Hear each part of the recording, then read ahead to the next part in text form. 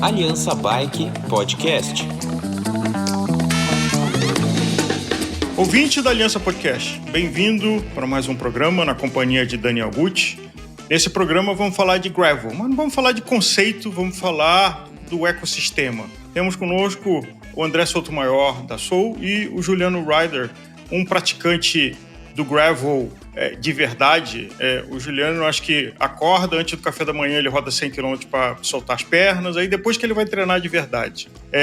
Mas nessa linha do gravel que antigamente com Dirty Kansas, hoje Unbound, de distâncias muito grandes, numa modalidade completamente nova que está mudando o mercado. Mas tem também o gravel do que é versátil, da bicicleta que faz um monte de coisas e que te diverte. Daniel, vamos nessa roda.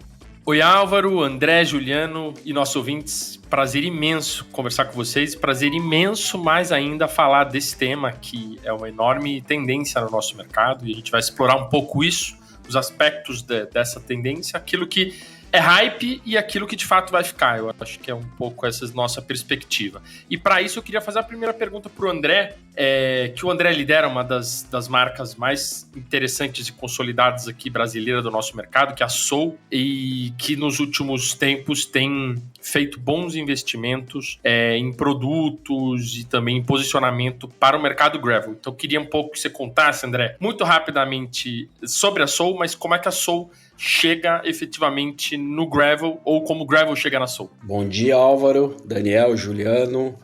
2016, estava indo sempre para a empresa pedalando. Eu ia de speed e tinha dois caminhos, né? Tinha um caminho de estrada de asfalto e um caminho de estrada de chão. Naquela época, eu estava experimentando uma bike Endurance da BMC. Ela já tinha um pneu um pouco mais largo do que as Speeds naquela época. Ela usava um pneu 28, um pneu diferente. E um dia eu me aventurei a ir pela estrada de chão com a Speed. E eu achei muito legal. Aí eu chamei o Zorzo, né, que é o nosso desenvolvedor, e falei pra ele assim: ô Zorzo, putz, cara, isso aqui é legal, você viu que tal? Pô, que bacana. Ele falou: tem um movimento lá fora, o pessoal chama do gravel, tem umas marcas que estão fazendo e tal. Porra, vamos desenvolver um negócio assim, vamos. Aí ele até pegou uma bike nossa, que era uma bike de urbana, que chamava Amsterdã. Aí ele trocou os pneus, colocou guidão de speed e começou a andar também na terra para começar a sentir isso. E aí a gente resolveu desenvolver a primeira bike, a primeira nossa gravel, que foi uma bike de alumínio, a Spry. E foi bem no comecinho do mercado, porque era muito difícil até achar alguns equipamentos para ela, né? Então a gente adaptou algumas coisas para conseguir chegar. Então uma coisa muito difícil era pneu. Pneu não tinha pneu para gravel. A gente usou um pneu lá que tinha da Vitória, de arame e tal e tudo mais, e montamos e começamos esse segmento, né? E aí tinham caminhos, né, para ir nesse segmento, mas a Soul, ela tem no seu DNA o seguinte, né? Eu sempre falo para os outros assim, ó, a primeira coisa que a bike tem que trazer, a bicicleta tem que trazer pra gente, ela tem que ser uma bike, tem que dar performance, a gente tem que pedalar e tem que sentir a bike acelerar, seja ela em qualquer modalidade, né? E aí a gente depois vai trabalhando as outras coisas, vai trabalhando o conforto e vai trabalhando outras situações. Então a gente veio desenvolvendo, a gente teve a Spry geração 1, a Spry geração 2, e agora lançamos mais recentemente a nossa bike de carbono, a Seeker, está fazendo grande sucesso. Então, bem brevemente, né, eu expliquei um pouco como que a gente entrou. Então, acho que isso resume muito o que é o mercado de gravel, né? O gravel mais do que eu acho que ele surgiu assim, né? Tinham duas modalidades lá engessadas de um jeito ou de outro, e tem o ciclista que ele quer simplesmente sair pedalando para todo lado. Ele não está muito aficionado nessa ou naquela modalidade. Aí se desenvolveu a gravel, acho que foi e chegou nesse produto que eu acho que hoje é sensacional. Eu acho que nos próximos anos aí vai revolucionar o mercado, vem com tudo. Essa é a minha percepção. Juliano, Quando a gente fala em gravel, tem Strada Bianchi lá na Itália, que é o cascalho, que inclusive naquela latitude Girona, então assim, nessa latitude do mundo existe o cascalho.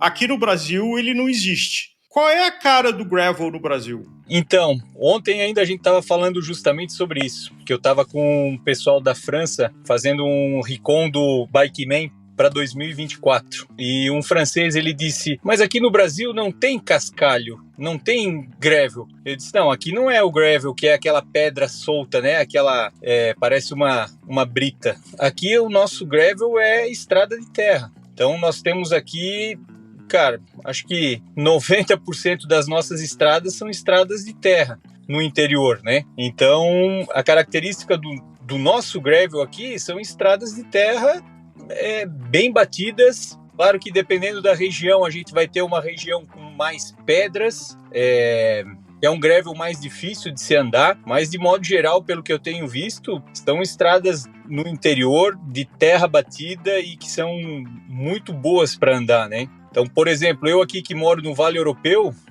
a gente tem estradas excelentes que tu podes andar aí com pneu 700 por 42, por 45 e tu anda muito solto. Então, acho que essa é a principal característica do nosso gravel aqui. Mas como o Brasil é um país muito grande, eu acho que de região para região também vai variando essa condição do terreno, né? Vale o insert comercial e o Daniel teve o privilégio há pouco tempo de ir lá. Quem não conheceu o Vale Europeu, conheça. Só isso. Se quiser, liga para o Juliano, mas é um paraíso no Brasil. André, queria entender como é que você enxerga o lugar que o gravel ocupa pensando no público consumidor. Então o Brasil tem uma tradição de mountain bike, a gente sabe, né? Pelos nossos estudos, a gente está falando aí de pelo menos 80% do nosso mercado é do grande mountain bike, que é um pouco isso que o Juliano falou também, é o mountain bike do estradão de terra, quer dizer, não é o mountain bike pouco que se convencionou muito fortemente nos Estados Unidos e na Europa, do bike park, do XCO, do single track, é o grande mountain bike do estradão de terra. Você acha que o gravel está entrando nesse mercado ou nós estamos ampliando o mercado consumidor? Estamos trazendo novos ciclistas e que se tornarão ciclistas dessa modalidade a partir dela? Pergunta concreta é uma migração de modalidades para o gravel se consolidar ou é algo que está partindo do zero? Eu acho que é um pouco de tudo, né? A gente tem as duas situações aí. O Álvaro no começo falou assim, né? A gravel é uma bike que faz um monte de coisas e a gente se diverte, né? E eu acho que ele resumiu bem mesmo o que é a gravel. A gente faz um monte de coisa e se diverte com ela. Eu acho que tem assim, ó, eu enxergo, a gente vai estudar um pouco o mercado, faixa etária que usa bike. A gente sabe que hoje o grande mercado que consome bikes está entre seus 35 e 55 anos. Então eu me coloco como esse consumidor novo de bicicleta. Eu não era do mercado de bicicleta, né? A Soul me trouxe de novo, eu não era do mercado, eu não era ciclista, né? A Soul que me trouxe de novo pro ciclismo. Eu sou dessa turma aí, eu tenho 51 anos, pedalava quando criança, tive a minha Caloi, né? Como a maioria de nós, cinquentões, né? Tá certo? E então, quando era criança, e fiquei longe da bike todo esse tempo. Quando eu voltei a pedalar, a gente não tem mais aquela, né? Ou habilidade, ou condição e tudo mais. Então é muito mais fácil para a gente voltar a pedalar numa mountain bike. E também tem uma outra situação, as bikes de speed, além de ser um pouco mais difíceis para quem já está um pouco mais, quem está se reconectando, né, quem está muito tempo longe da bicicleta, a gente tem ainda o problema cultural no nosso país, onde você vai pedalar uma bike de estrada, onde tem estrada boa, onde o motorista te respeita. Então eu acho que a mountain bike ela dá essa facilidade. Eu acho que por isso que o mountain bike cresceu muito, né, no Brasil, e no momento que a gravel não existia, né? Talvez se a gravel existisse e o mercado estivesse subindo hoje, talvez ela já subisse, crescesse com mais força, talvez, né? Então eu acho que a gravel vai pegar muito desse consumidor que usa mountain bike não para entrar numa trilha ou fazer uma manobra mais radical, mas a galera que sai para pedalar para curtir, que era o que eu fazia. Eu saio para pedalar para curtir, eu não saio pensando em fazer alguma coisa radical, porque a idade já não deixa mais a gente aprender tanta coisa, né? E aí eu tenho essa percepção, eu vejo pessoas novas entrando, até me chamou a atenção. A gente faz test ride, né? A gente tem feito quase todos os finais de semana em várias cidades, né? Com as bikes, mostrando para o público novo. E recentemente, até um que o Juliano estava junto com a gente, aqui em Ilhota, tava um cara fazendo o test ride.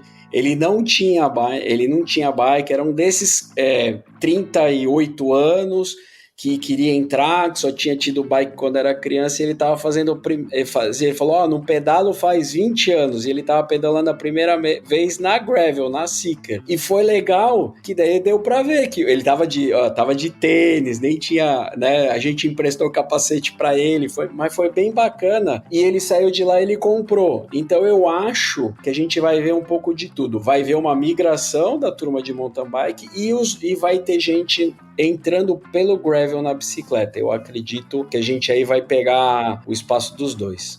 Aproveitando a sua resposta bem rápido, a gente faz a pesquisa anual com centenas de lojas no Brasil todo e a gente viu o gravel surgir como oferta de produtos nas lojas de forma muito recente. Então, né, e alcançando aí a última pesquisa nossa do ano passado, já 33% das lojas bike shops tem algum produto voltado ao gravel. Isso dá um terço, que já é um cenário bem interessante para uma modalidade, né, que surgiu há pouco tempo. Aí eu queria te perguntar, André, como é que você está sentindo a receptividade dos lojistas nesse diálogo direto com o consumidor final e se eles já estão vendo a gravel, seja uma bicicleta, seja os equipamentos, tudo que gira em torno dela, como potencial para o seu faturamento, para o market share das bicicletas que eles vendem, ou de relacionamento mesmo com o consumidor final. Como é que o lojista está sentindo a chegada da gravel a partir da experiência de vocês com a Seeker, principalmente? Eu acho que é uma modalidade nova que está chegando, né? É novidade para todo mundo, para consumidor, para lojista, né? O lojista também quer conhecer o produto, né? O lojista sabe que o consumidor tem curiosidade, então ele quer ter o produto na loja que desperta a curiosidade que o consumidor dele quer ver. Então o lojista está muito receptivo em querer ter os produtos, né, de gravel, né, na loja. Eu só queria, né, vou fazer uma propaganda aqui, mas falando de mercado e falando sério, né, você vê, eu comentei que a gente está desenvolvendo as gravels desde 2016. Então a gente está acompanhando muito de perto e fazendo esse movimento. Então vem tudo evoluindo, né? Toda a cadeia, fabricante de roda, fabricante de pneu, nós que desenvolvemos quadros, né? Então tudo tem se desenvolvido e o mercado vem evoluindo. Então eu só fico hoje, né? Hoje o mercado já tem. Sei lá, os 6, 7, 8 anos atrás a gente não tinha que adaptar. Hoje o mercado já tem. Eu só fico e chamo a atenção do consumidor final e de alguns lojistas que a gente ainda tem muito produto que hoje eu posso falar que não é gravel. Os caras pegam às vezes um quadro de estrada e bota os componentes, bota um pneu um pouco mais largo e fala aí que isso é gravel. Então toda modalidade tem a sua ciência, né? A mountain bike tem a sua ciência de como deve ser a geometria da bike, a speed tem como deve ser e a gravel também tem como deve ser. Então eu só chamo ao alerta até dos próprios lojistas tomarem cuidado, né? E entender e pesquisar. Tem marcas muito sérias e tem produtos muito legais por aí, mas tem muita porcaria que chamam de gravel e não é gravel, né? Juliano, repetindo a pergunta do Daniel, o gravel é o melhor dos mundos, do mountain bike e da estrada. E tem duas tribos, a tribo de estrada que cansou de se estressar com carro e a tribo de mountain bike que não tem muita vontade de trilhas tão desafiadoras e vê que aquela bicicleta mais sofisticada nem tem tanto sentido. E aí o gravel atende essas duas necessidades. Aonde você vê a maior quantidade de gente vindo, falando desses dois grupos? Então, eu acho que o maior grupo ainda vem do mountain bike, né? Eu fazendo os test rides que a Soul promove e eu vou em alguns, e aí a gente participa e a maioria é do pessoal que tem uma mountain bike e ele quer ver como é que se comporta a gravel, ele tem muita curiosidade. Então é uma bike que ela instiga essa curiosidade, como é que é andar numa gravel, né? Quando a gente vai, por exemplo, eu fui muito pro interior de São Paulo, então o lojista ele monta um percurso para a gente fazer o test ride. E conversando com os clientes, eles dizem, isso aqui é um percurso nosso de mountain bike. E quando tu estás andando lá, é uma estrada super lisa, super batida, sem nenhuma irregularidade, e o pessoal anda de mountain bike. Então, quando eles têm essa experiência de pegar uma gravel e começar a andar ali, que ele tem a percepção que ela é mais rápida do que a mountain bike que ele utiliza, e aí ele começa a perceber que não faz sentido, às vezes, ele andar com uma full, principalmente, né? Que hoje a mountain bike é a full suspension. Então ele vê, eu tô usando 100 milímetros frente e atrás para andar numa estrada que mais parece um asfalto, né? E aí a gravel se encaixa muito bem nesse perfil aí. Então eu vejo muita gente do mountain bike migrar justamente para gravel, né? Inclusive no test ride que o André comentou, do rapaz, ao mesmo tempo tinha o pessoal, a maioria era do mountain bike. O pessoal chegou de mountain bike lá, curioso para ver como é que era o comportamento da gravel na terra. Porque eles estão habituados a andar com uma suspensão dianteira, então eles acham que a bike ela não vai te trazer conforto, e aí quando tu faz o rolê ali com o pessoal, que eles veem que é uma bike rápida, que ela é confortável sim, né? Porque ela não é para tu usar dentro de uma trilha, por exemplo, então ela é para uma estrada mais rolada, que é o que a maioria das estradas são, então eles começam a mudar a chave, né? E é isso que eu percebo aí do mercado. Um ou outro da road tá indo pro gravel, mas eu vejo ainda o pessoal do mountain bike mais assíduo aí para migração, né? E outra coisa, tem muito preconceito com a bike também. Muitos chegam lá e tipo assim, quando a gente faz o test ride, por exemplo, a primeira bike que esgota é a Seeker. Por quê? Porque é aquela curiosidade de ver como é que é a dinâmica de pedalar uma bike que parece uma Speed na terra, né? Então isso chama a atenção da maioria do pessoal que não conhece, né? Então, acho que o pessoal da terra ainda ele vai continuar na mesma pegada, mas com uma bike diferente, porque ele percebe que ele não precisa daquela tecnologia toda ali de uma full, né? Juliano, eu queria te perguntar de eventos, porque a gente sabe também que desafios, provas, competições, ou até passeios, ou experiências, eventos para promover experiências são parte do nosso mercado e fundamental, né, para a gente promover o uso da bicicleta, tanto para o road, quanto para o mountain bike, quanto para o gravel e por aí vai. Queria um pouco que você contasse para a gente como é que você está enxergando internacionalmente as provas que estão surgindo, a chancela UCI com provas internacionais rolando, como é que está a organização desses eventos no Brasil, quais são vou chamar aqui, você usou o termo, quais são as tecnologias que um evento de gravel tem diferente de um desafio de mountain bike, por exemplo, ou de uma prova de road, o que tem que se atentar, quais são as diferenças dessas competições? Então, falando lá fora, antes da UCI entrar, já haviam várias competições de gravel, né? A mais conhecida é a Unbound, que na verdade é uma corrida de gravel que ela segue muito um padrão de uma corrida de marathon, por exemplo, de mountain bike, né?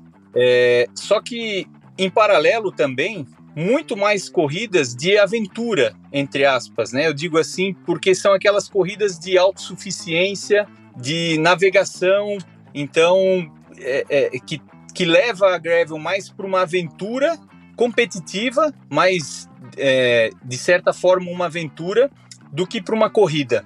Quando a UCI entrou na jogada do gravel, nos grupos a gente discute, isso vai ser bom, isso vai ser ruim, né?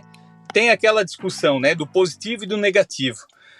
Quando a UCI lançou o primeiro mundial, que foi ano passado, cara, na comunidade isso foi uma decepção enorme, porque eles fizeram um trajeto praticamente plano, aonde 90% dos corredores andaram com uma road, e aí o pessoal ficou assim, tá, mas isso aí não é o gravel que a gente conhece, né? Que é, tipo, geralmente lá fora as provas são de longas distâncias, 100 milhas, 200 milhas, e aí fizeram uma prova de 90 ou 100 quilômetros. Então, dentro do grupo que a gente tem de WhatsApp do Brasil todo, a gente não viu a UCI, por exemplo, como algo legal pro gravel, que fosse dar um norte para a modalidade, sabe? Eu acho que os eventos que acontecem em paralelo são muito mais atrativos pro público do gravel do que a chancela da UCI.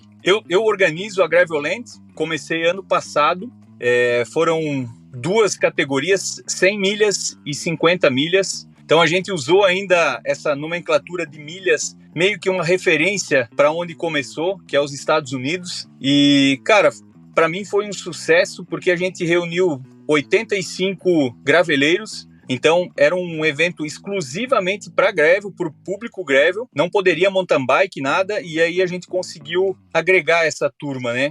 E agora em 2023, a gente teve o apoio da Soul também. Então a gente lançou a Gravelland Soul Fest, que na verdade não era uma prova, e sim um encontro para a gente reunir essa comunidade, para fomentar o gravel como modalidade, como comunidade. Então, o que eu percebo é que o pessoal está mais interessado pela integração, pela curtição, né? Que a gente oferece um desafio, porque às vezes é um percurso aí de 160, 150 quilômetros com uma certa altimetria, mas ao mesmo tempo sem um compromisso de tempo, de ser o mais rápido, e sim de curtir o visual, de ter uma boa experiência, com uma boa estrada. Ele vai chegar no final, vai ter uma banda, vai ter uma cerveja, vai ter aquele bate-papo. Não há aquela dispersão comum que acontece nas provas de mountain bike, por exemplo, né?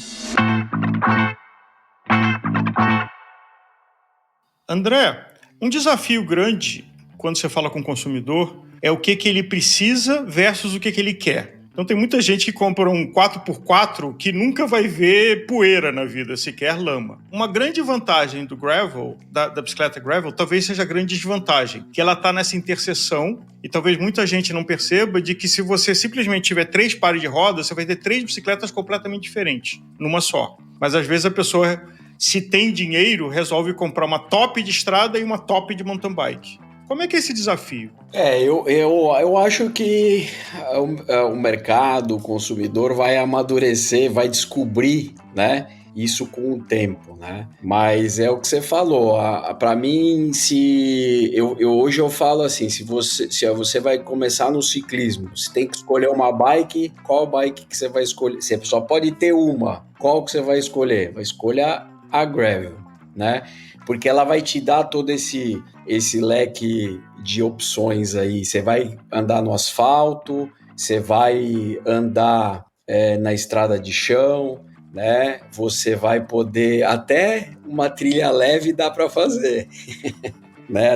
Até entrar numa trilha leve você acaba dando... Até dá para entrar. Mas, enfim, eu acho que se você pudesse, hoje seria uma só. Agora você falou assim, o cara tem muito dinheiro, então ele tem a Speed, tem a mountain bike, compra uma gravel também e vai se divertir com tudo. Mas falando nisso, né, como ela é assim mesmo, então, por exemplo, eu fiz agora, acabei de fazer o Letap, né, e eu fiz com a minha gravel, fiz com a minha Seeker. Eu peguei, troquei a roda, coloquei... uma roda que eu uso na Speed, com pneu 28 não, desculpa, com pneu 34, tá? Então eu coloquei um pneu bem mais largo, porque eu queria não queria perder nada do conforto que eu tenho, que eu sempre sinto nela, né? Mas coloquei um pneu para ela rolar mais. Então eu até brinco, eu falo, nossa, eu falei, nossa, eu achava que eu era bem ruim de pilotagem. Agora eu falo, não, eu tô me sentindo bom de pilotagem, porque eu desci aquela serra a 75 km por hora com uma gravel. Eu acho que se a gente tivesse que escolher eu vou comprar minha primeira bicicleta, compre a gravel. E depois quer curtir outras modalidades, depois você escolhe a segunda modalidade. Eu acho que, né, para quem quer se divertir, não tem coisa melhor. Boa. André e Juliano, eu queria fazer uma pergunta para os dois, que é sobre desenvolvimento de produto e como é que as marcas estão experimentando o mercado gravel, compreendendo, tateando. A gente tem visto, claro que tem o desenho da bicicleta, André, acho que você cobriu um pouco isso, né? São geometrias distintas, se quiserem falar sobre isso um pouco, tudo bem, mas eu queria um pouco dos componentes, né? A gente está vendo SRAM e Shimano lançando, né, transmissões próprias, a gente viu, né, suspensões, e aí as marcas globais, mas também ProShock, que é brasileira, lançou uma própria para gravel. Faz sentido, não faz sentido?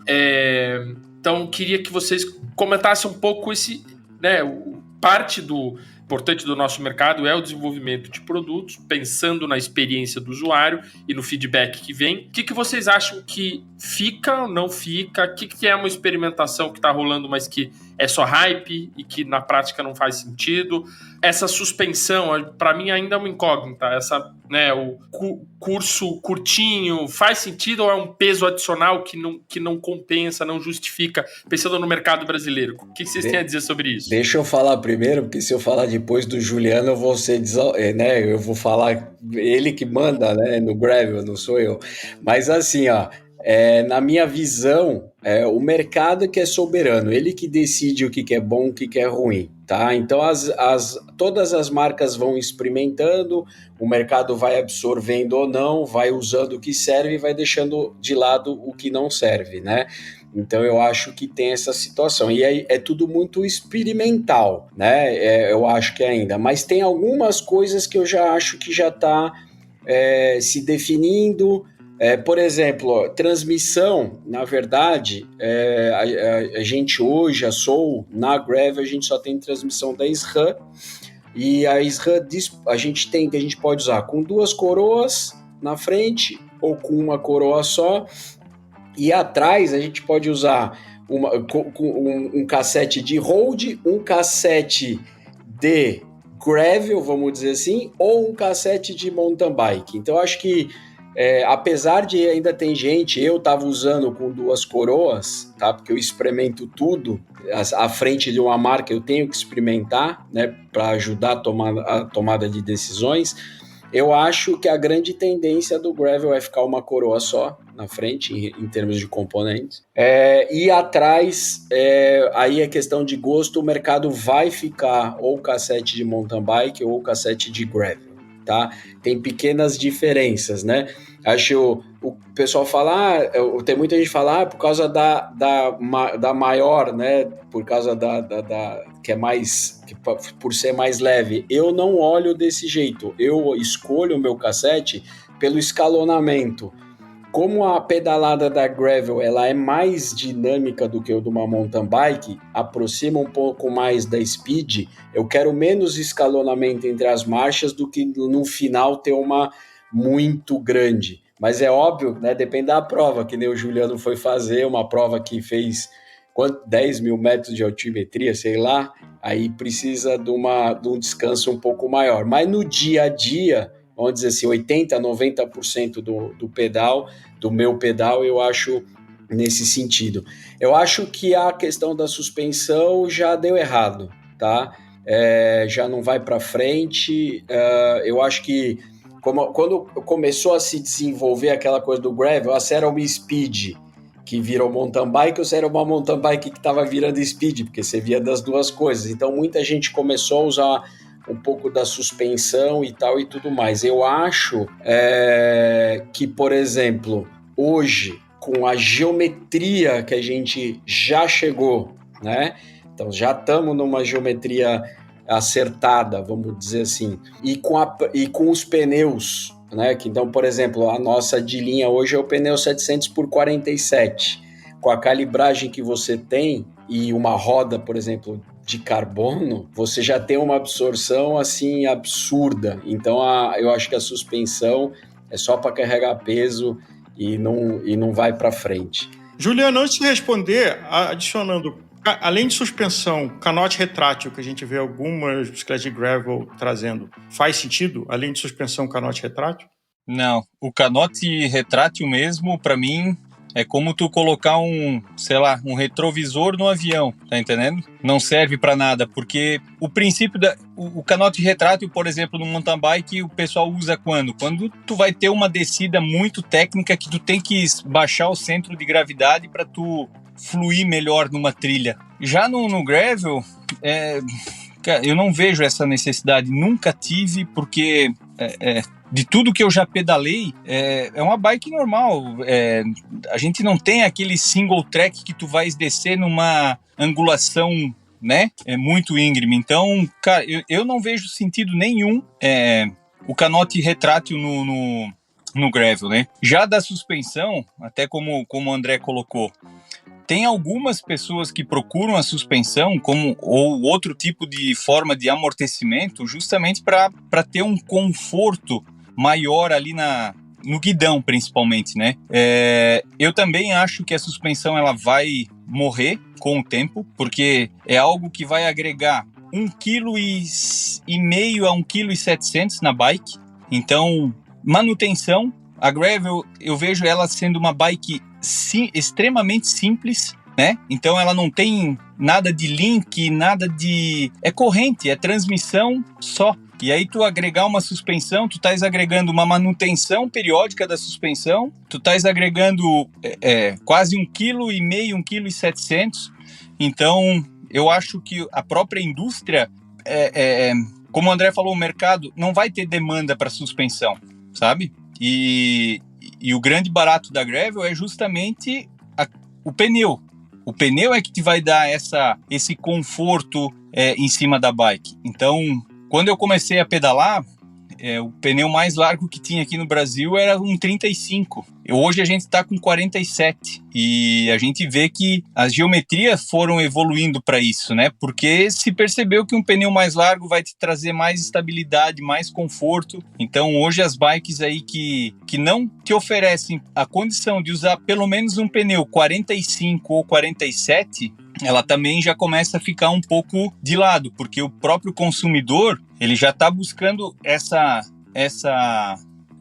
como é que eu vou dizer? Essa tendência de uma bike com um clearance maior, né? E aí as transmissões é o que sempre pegou desde o início, né? Porque ficava nessa questão de, eu vou usar uma relação de road ou eu vou usar uma relação de mountain bike? Então no começo eu me lembro que eu comprei a minha com 11 velocidades, era um Force com cassete 1042, que era a mesma relação da época do mountain bike. Quando no mountain bike surgiu 12 velocidades, eu vi muito, e eu até cheguei a usar, empresas lá fora começaram a tentar adaptar, porque não existia um grupo mecânico que fosse de 12 velocidades, que conseguisse a gente utilizar um cassete 1050, por exemplo. E por que essa procura? Porque justamente para quem ia utilizar a gravel numa aventura, tu precisavas ter uma marcha mais leve, porque às vezes tu ia cobrir uma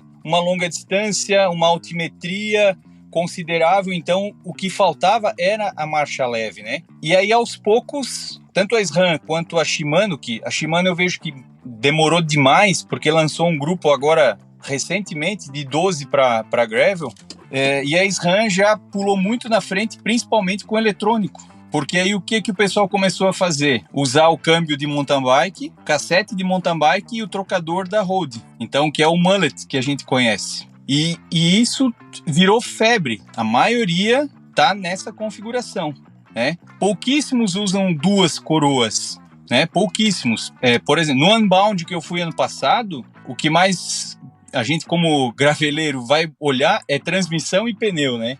e assim, a tendência é uma coroa, né?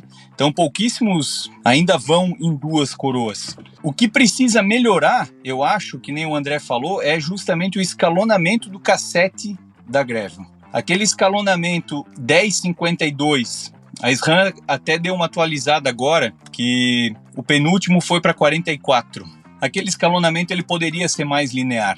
Então o range de 10 para 52, perfeito. Para nós, perfeito. Tu consegues uma transmissão tanto para uma região plana, como se tu precisar, sei lá, eu fiz o Bikeman agora, era 18 mil metros acumulado de altimetria. Então, tu precisa ter os 2 extremos. Tu tem que ter uma marcha para rolar, mas ao mesmo tempo tu tem que ter para subir. Só que o escalonamento disso ainda eu acho que falta melhorar, que ele seja mais linear. Já tem algumas marcas de componente que já estão fazendo cassetes mais lineares e são perfeitos, muito bons.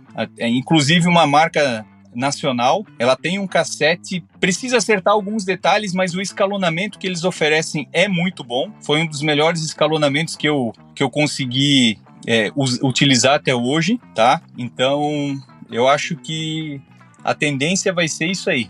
No Gravel, de modo geral, vai ser uma coroa na frente, cassete parecido com o de mountain bike, ali o 10,52, que é a maioria que tá usando, né?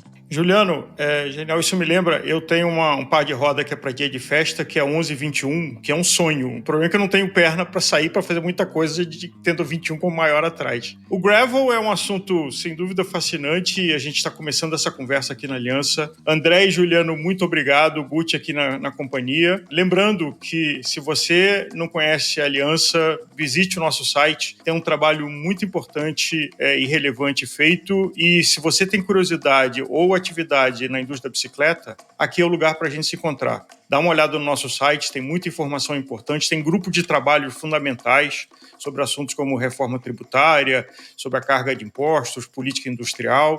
Então, dá uma olhada lá, participe, acompanhe. E a gente se vê no próximo programa.